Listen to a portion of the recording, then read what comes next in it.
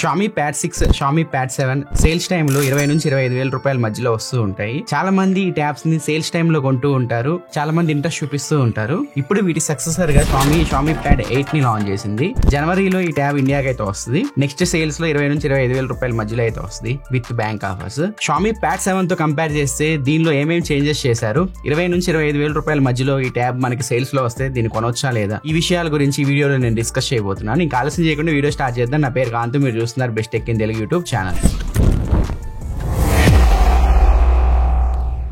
వీడియోలోకి వెళ్లే ముందు ఫస్ట్ ఈ ట్యాబ్ స్పెసిఫికేషన్స్ మీకు స్క్రీన్ పైన కనిపిస్తూ ఉంటాయి, ఒకసారి మీరు చెక్ చేసుకోవచ్చు. నేను వీడియోలో కూడా చెప్తూ ఉంటాను. మీకు బాక్స్ కంటెంట్స్ విషయానికి వస్తే మీకు ఒక ట్యాబ్ ఇచ్చారు, యూజర్ మాన్యువల్ ఇచ్చారు, 45 వాట్ అడాప్టర్ ఇచ్చారు, టైప్ సి కేబుల్ ఇచ్చారు. ఇవి బాక్స్ లో వచ్చే కంటెంట్స్ అయితే. ఇంకా డిజైన్ విషయానికి వస్తే సేమ్ నాకు last generation Xiaomi Pad 7 design లోనే కనిపిస్తూ ఉంది. కెమెరా మాడ్యూల్ కూడా సేమ్ ఇచ్చారు, కాకపోతే కెమెరా మాడ్యూల్ లో ఫ్లాష్ అయితే యాడ్ చేశారు. ఇది లో లైట్ లో మనకి చాలా బాగా యూజ్ అవుతుంది. ఇది ఒకటి బాగా అనిపించింది. థిక్నెస్ అండ్ వెయిట్ కూడా తగ్గించారు. ఇది 5.8 mm థిక్నెస్ తో వస్తుంది, 485 grams వెయిట్ తో అయితే వస్తుంది. చేతిలో పట్టుకున్నప్పుడు ట్యాబ్ చాలా బాగుంది, వెయిట్ డిస్ట్రిబ్యూషన్ చాలా బాగా చేశారు. ఇక్కడ మీకు కీబోర్డ్ కనెక్ట్ చేసుకోవడానికి మ్యాగ్నెటిక్ పిన్స్ అయితే ఇచ్చారు. ఇక్కడ నుంచి మనం కీబోర్డ్ అయితే కనెక్ట్ చేసుకోవచ్చు. మీ దగ్గర స్టైలస్ ఉన్నా, పెన్ ఉన్నా ఇక్కడ కనెక్ట్ చేసుకోవచ్చు. సో దీనికి కీబోర్డ్ గానీ ఇలా ఎక్స్ట్రా పెన్ గానీ మీరు సపరేట్ గా కొనుక్కోవాలి, బాక్స్ లో అయితే ఇవ్వరు. దీనికోసం స్పెషల్ గా వీళ్ళు ఫోకస్ టచ్ పెన్ ప్రో అని చెప్పి ఒకటి తీసుకొచ్చారు, అండ్ ఫ్లోటింగ్ కీబోర్డ్ అని ఈ రెండు యాక్సెసరీస్ అయితే వీళ్ళు తీసుకొచ్చారు. ఈ రెండు కలిపి వీళ్ళు 15,000 రూపాయలకి తీసుకురావచ్చు. కీబోర్డ్ కావాలంటే కొనుక్కోండి, కానీ పెన్ అనవసరం అనిపిస్తుంది నాకు. అవి మీకు ఇష్టం ఉంటే కొనుక్కోవచ్చు, మీ దగ్గర డబ్బులు ఉన్నాయి, కావాలి దీనికి ప్రొటెక్షన్, పెన్ రాసుకుంటానంటే అవి ఎక్స్ట్రా మీరు యాక్సెసరీస్ కొనుక్కోవచ్చు. లేకపోతే మార్కెట్ లో మీకు థర్డ్ పార్టీ కీబోర్డ్స్ కానీ చిక్కుతూ ఉంటాయి, సో వాటితో అయినా మీరు దీన్ని యూజ్ చేసుకోవచ్చు. ఇంకా 4G సిమ్ కానీ 5G సిమ్ కానీ పెట్టుకోవడానికి స్లాట్ ఏమీ లేదు, ఇది ఓన్లీ వైఫై మోడల్ తోనే వస్తుంది. అండ్ మెమరీ కార్డ్ ఆప్షన్ కూడా లేదు. మెమరీ కార్డ్ ఆప్షన్ ఇచ్చి ఉన్నా బాగుండేది. సో ఇది ఓన్లీ మీకు 128 GB model and 256 GB model లో అయితే వస్తుంది. స్టోరేజ్ ఎక్కువ కావాలి అంటే డైరెక్ట్ మీరు 256 GB మోడల్ కి అయితే వెళ్ళిపోవచ్చు. కలర్స్ విషయానికి వస్తే గ్రీన్, బ్లూ, బ్లాక్ కలర్స్ లో అయితే వస్తుంది. ఇంకా బిల్ క్వాలిటీ విషయానికి వస్తే సైడ్స్, బ్యాక్ సైడ్ మీకు మెటల్ బాడీతో వస్తుంది. దీనిలో IP రేటింగ్ ఏమీ లేదు, IP52 రేటింగ్ అయితే వస్తుంది. IP రేటింగ్ అలాంటి ఇచ్చి ఉంటే బాగుండేది. ఇంకా ఫ్రంట్ ఏ గ్లాస్ యూజ్ చేశారో వీళ్ళు చెప్పట్లేదు, లాస్ట్ జనరేషన్ లో చెప్పలేదు, ఇప్పుడు కూడా చెప్పట్లేదు. సేమ్ బిల్ క్వాలిటీ అయితే లాస్ట్ జనరేషన్ దించిపెట్టారు. బిల్ క్వాలిటీలో ఎటువంటి ఇంప్రూవ్మెంట్స్ అయితే నేను నోటీస్ చేయలేదు. కొన్ని పబ్లికేషన్ చెప్తున్న ఇన్ఫర్మేషన్ ప్రకారం ఇది మౌస్ 11.5 కి అయితే సపోర్ట్ చేస్తుంది. సో స్క్రాచెస్ ఎక్కువ పడే ఛాన్సెస్ ఉంటాయి. సో మీరు బెటర్ స్క్రీన్ గార్డ్ వేయించుకోండి ఒకవేళ ఈ ట్యాబ్ మీరు కొంటే. డిస్ప్లే యొక్క హార్డ్నెస్ ని మనం మౌస్ లెవెల్స్ లో అయితే కొలుస్తూ ఉంటాము. సో అట్లీస్ట్ మొబైల్స్ కానీ ట్యాబ్లెట్స్ కానీ ఒక 7 to 8 ఉంటే బెటర్. మోస్ట్ లెవెల్ పెరిగే కొద్దీ స్క్రాచెస్ అంత తక్కువ పడతాయి డిస్ప్లేకి. సో దీనికి సంబంధించిన ఫుల్ వీడియో మీకు కావాలి అంటే ఇక్కడ కార్డ్స్ లో ఉంటుంది, ఒకసారి మీరు చెక్ చేసుకోవచ్చు. ఇంకా మీరు బెటర్ గా డీటెయిల్స్ తెలుసుకోవాలి అనుకుంటే. అండ్ డిస్ప్లే కూడా సేమ్ లాస్ట్ జనరేషన్ ని దించి పక్కన పెట్టారు. డిస్ప్లేలో కూడా ఎటువంటి ఇంప్రూవ్మెంట్స్ అయితే వీళ్ళు చేయలేదు. సేమ్ లాస్ట్ జనరేషన్ లో లాగే 11.2 inch 3.2K LCD డిస్ప్లే అయితే వస్తుంది. 144Hz రిఫ్రెష్ రేట్ తో వస్తుంది. డాల్బీ విజన్ ఉంది, HDR10+ ఉంది. నెట్ఫ్లిక్స్ లో నేను సిరీసెస్ కానీ మూవీస్ కానీ చూస్తున్నప్పుడు నాకు మంచి ఎక్స్పీరియన్స్ అయితే ఉంది. మీ చేతులు తడిగా ఉన్న ఈ ట్యాబ్ ని అయితే మీరు యూజ్ చేసుకోవచ్చు.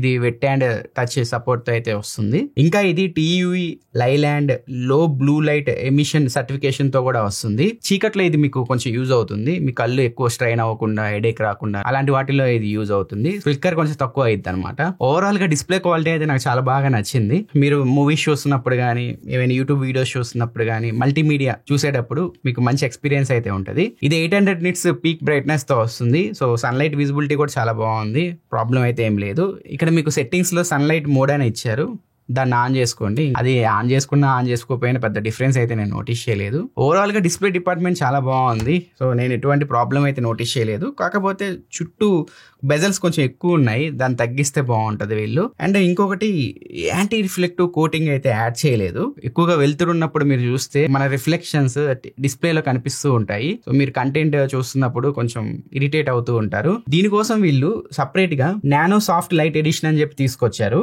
అంటే నార్మల్ ఎడిషన్ తో కంపేర్ చేస్తే అది ఒక 70% మీకు రిఫ్లెక్షన్స్ తగ్గిస్తుంది. దాన్ని మీరు కొనాలి అంటే ఒక 2,500 రూపాయలు ఎక్స్ట్రా పెట్టి మళ్ళీ దాన్ని కొనుక్కోవాలి ఆ ట్యాబ్ ని. ఆ 2,500 రూపాయలు ఎక్స్ట్రా పెట్టే బదులు దీనిలోనే ఆ కోటింగ్ ఇస్తే బాగుండేది అని చెప్పి నాకు అనిపించింది. సపరేట్ ఇన్ని ఎడిషన్స్ తీసుకొచ్చి జనాలు కన్ఫ్యూజ్ చేసేదానికంటే అది ఓన్లీ మీకు 256 GB మోడల్లోనే అవైలబుల్ ఉంది, అంటే టాప్ ఎండ్ మోడల్లోనే అవైలబుల్ ఉంది ఆ నానో సాఫ్ట్ లైట్ ఎడిషన్. మీరు కనుక బేస్ మోడల్ తీసుకుంటే మీకు రిఫ్లెక్షన్స్ అయితే పడుతూ ఉంటాయి డిస్ప్లే పైన, మిమ్మల్ని ఇరిటేట్ చేస్తూ ఉంటుంది. ఇంకా ఆడియో డిపార్ట్మెంట్ విషయానికి వస్తే క్వాడ్ మైక్స్ తో వస్తుంది.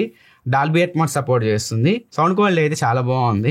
కొన్ని సిరీసెస్ అయితే కురుక్షేత్ర అలాంటి నేను చూసినప్పుడు స్టార్టింగ్ మ్యూజిక్ వస్తుంది కదా, సో ఒక థియేటర్ ఎక్స్పీరియన్స్ అయితే నాకు అనిపించింది. ఓవరాల్ గా సౌండ్ క్వాలిటీ పరంగా మిమ్మల్ని డిసప్పాయింట్ చేయదు. ఇంకా ఇది హై రెజల్యూషన్ ఆడియో కూడా సపోర్ట్ చేస్తుంది. సో మీ దగ్గర LDAC, LHDC ఇలా high resolution audio codec, TWS కానీ ఇలాంటివి ఉంటే దీన్ని కనెక్ట్ చేసుకొని మీరు మంచి లాస్లెస్ ఆడియో క్వాలిటీని మీరు ఎక్స్పీరియన్స్ చేయొచ్చు. ఇంకా నెక్స్ట్ పర్ఫార్మెన్స్ విషయానికి వస్తే లాస్ట్ జనరేషన్ Xiaomi Pad 7 మీకు Snapdragon 7 Plus Gen 3 తో వచ్చింది. ఇది వచ్చేసరికి Snapdragon 8S Gen 4 తో వస్తుంది. BGMI 90 FPS లో హ్యాండిల్ చేస్తుంది. Call of Duty 120 FPS లో హ్యాండిల్ చేస్తుంది. ఇంకా 8GB RAM 128GB మోడల్ మీకు UFS 3.1 తో వస్తుంది. అదే టాప్ ఎండ్ మోడల్స్ ఉన్నాయి కదా, 8GB RAM 256GB కానీ 12GB RAM 256GB మోడల్ కానీ, ఇవి వచ్చేసరికి మీకు UFS 4.1 తో వస్తున్నాయి. మీకు ర్యామ్ కానీ స్టోరేజ్ కానీ హై స్పీడ్ కావాలి అంటే 256GB మోడల్ కి అయితే మీరు వెళ్ళిపోవాలి. ఇది వచ్చేసరికి base model 8GB RAM 128GB model. So నేను జనరల్ గా యూస్ చేస్తున్నప్పుడు నేను ఎటువంటి ల్యాగ్స్ అయితే నోటీస్ చేయలేదు. మల్టీ టాస్కింగ్ చేస్తున్నప్పుడు కానీ కంటెంట్ చూస్తున్నప్పుడు కానీ నేను ఎటువంటి ల్యాగ్స్ అయితే నోటీస్ చేయలేదు. సో లాస్ట్ జనరేషన్ తో కంపేర్ చేస్తే ఒక 30 to 40% CPU, GPU, NPU లో మీరు ఇంప్రూవ్మెంట్స్ అయితే నోటీస్ చేయొచ్చు. గేమ్స్ విషయానికి వస్తే ఒకవేళ మీరు BGMI ఆడడానికి ఈ ట్యాబ్ మీరు తీసుకోవాలి అంటే 30,000 రూపాయల్లో బానే ఉంది. కాకపోతే చిన్న ప్రాబ్లమ్స్ అయితే ఉంటాయి. ఎనిమిస్ దగ్గర ఉన్నప్పుడు ఫ్రేమ్స్ డ్రాప్ అవుతూ ఉంటాయి. ఈవెంట్ లో దిగినప్పుడు కొంచెం ల్యాగ్ మీరు నోటీస్ చేస్తారు. కంటిన్యూగా బ్యాటరీ డౌన్ అయ్యే వరకు మేము ఆడుతానే ఉన్నాము. 100% నుంచి 20% వరకు. ఆ 20% దగ్గర ఒక 10 seconds అలా స్టక్ అయింది. ఇవే చిన్న ప్రాబ్లమ్స్ మేము నోటీస్ చేసింది గేమింగ్ పరంగా. మాక్సిమం టెంపరేచర్ 35.8 degrees అయితే మేము నోటీస్ చేసాము. వెదర్ కూడా కూల్ గా ఉంది. సో మాకంతా హీటింగ్ ఇష్యూస్ అయితే ఈ ట్యాబ్ లో ఏం అనిపించలేదు. బ్యాటరీ విషయానికి వస్తే లాస్ట్ జనరేషన్ తో కంపేర్ చేస్తే 350 mAh కొంచెం పెంచారు బ్యాటరీ. ఇప్పుడు మీకు 9200 mAh బ్యాటరీతో వస్తుంది. 45 వాట్ ఫాస్ట్ ఛార్జింగ్ సపోర్ట్ తో వస్తుంది. ఇంకా ఛార్జింగ్ విషయానికి వస్తే 31 నిమిషాల్లో 50% ఛార్జ్ చేయొచ్చు.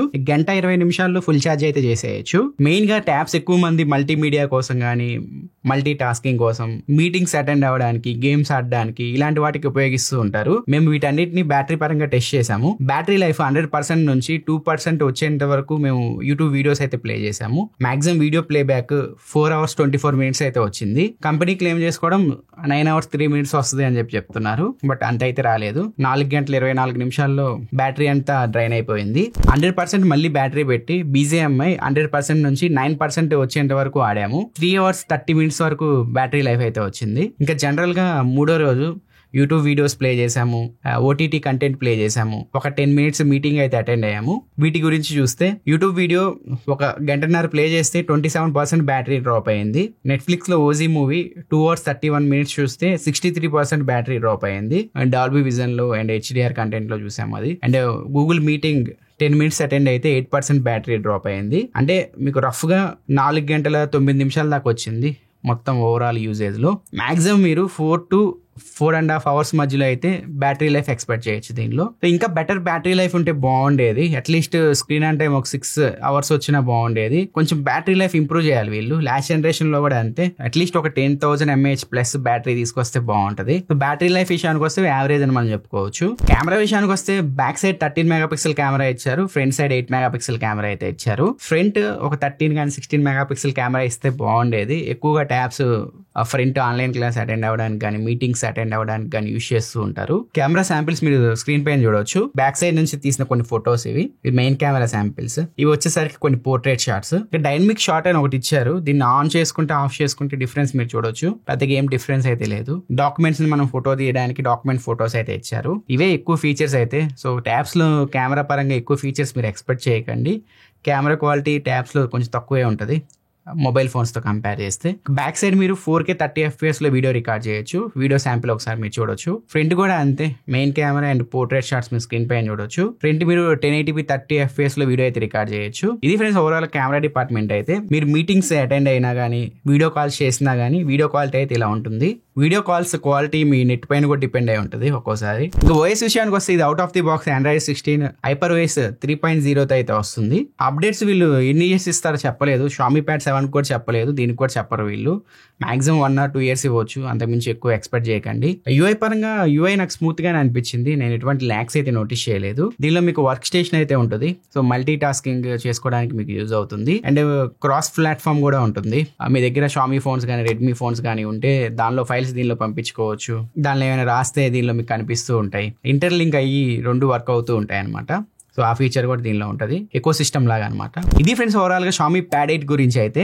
దీని బేస్ మోడల్ చైనాలో 28,000 రూపాయల దాకా పెట్టారు. ఇండియాలో మనం జనవరిలో దీని ప్రైస్ 32,000 రూపాయలు ఎక్స్పెక్ట్ చేయొచ్చు. ఆఫర్స్ అన్ని కలుపుకొని 30,000 రూపాయలకు వస్తుంది. సేల్స్ లో నాకు తెలిసి 20 నుంచి 25,000 రూపాయల మధ్యలో దీన్ని తీసుకురావచ్చు వీళ్ళు. ఒకవేళ దీనిలో నానో సాఫ్ట్ ఎడిషన్ అని తీసుకొస్తారు, అంటే కొంచెం యాంటీ రిఫ్లెక్టివ్ కోటింగ్ అయితే ఉంటుంది. అది తీసుకోవాలి అంటే ఒక 2,500 రూపాయలు ఎక్స్ట్రా పెట్టి మీరు తీసుకోవాల్సి ఉంటుంది. బెటర్ దీనికంటే దానికి వెళ్ళిపోండి, కొంచెం వ్యూయింగ్ ఎక్స్పీరియన్స్ మీకు బెటర్ ఉంటుంది. Xiaomi Pad 7 తో కంపేర్ చేస్తే పెద్ద యూజ్ ఇంప్రూవ్మెంట్స్ అయితే నేను నోటీస్ చేయలేదు. సేమ్ దానిలాగే ఉంటుంది, కొంచెం ప్రాసెసర్ అప్గ్రేడ్ చేశారు, వెయిట్ థిక్నెస్ కొంచెం తగ్గించారు అంతే. బ్యాటరీ లైఫ్ లో కూడా పెద్ద యూజ్ డిఫరెన్స్ అయితే లేదు. 350 mAh బ్యాటరీ పెంచారు అంతే, అంతమించి యూజ్ డిఫరెన్స్ అయితే నేను నోటీస్ చేయలేదు. మీ దగ్గర బడ్జెట్ టైట్ గా ఉంది, 20 నుంచి 25,000 రూపాయల మధ్యలో ఒక ట్యాబ్ చూస్తుంటే సేల్స్ లో, అప్పుడు దీన్ని మీరు కన్సిడర్ చేయొచ్చు. ఒకవేళ దీనిలోనే 12GB ర్యామ్ 256GB మోడల్లో నానో సాఫ్ట్ లైట్ ఎడిషన్ తీసుకోవాలి అనుకుంటే అది ఒక 40,000 రూపాయల దాకా ఉంది. అది తీసుకునే బదులు ఆ ప్రైస్ రేంజ్ లో మీకు OnePlus Pad 3 అయితే వస్తుంది, దీనికైతే వెళ్ళిపోండి మీరు.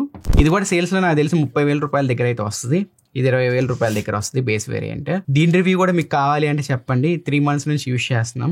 దీనికి సంబంధించిన రివ్యూ వీడియో మన ఛానల్ అయితే పోస్ట్ చేస్తాను. ఇది ఫ్రెండ్స్ ఓవరాల్ గా Xiaomi Pad 8 గురించి అయితే. ఇలాంటి మరిన్ని యూస్ఫుల్ కంటెంట్ కోసం మన ఛానల్ సబ్స్క్రైబ్ చేసుకొని ఫాలో అవుతూ ఉండండి. నా నెక్స్ట్ వీడియోలో మరొక ఇంట్రెస్టింగ్ టాపిక్ తో మీ ముందుకు వస్తాను. అంతవరకు నేను సెలవు తీసుకుంటున్నాను. Bye friends.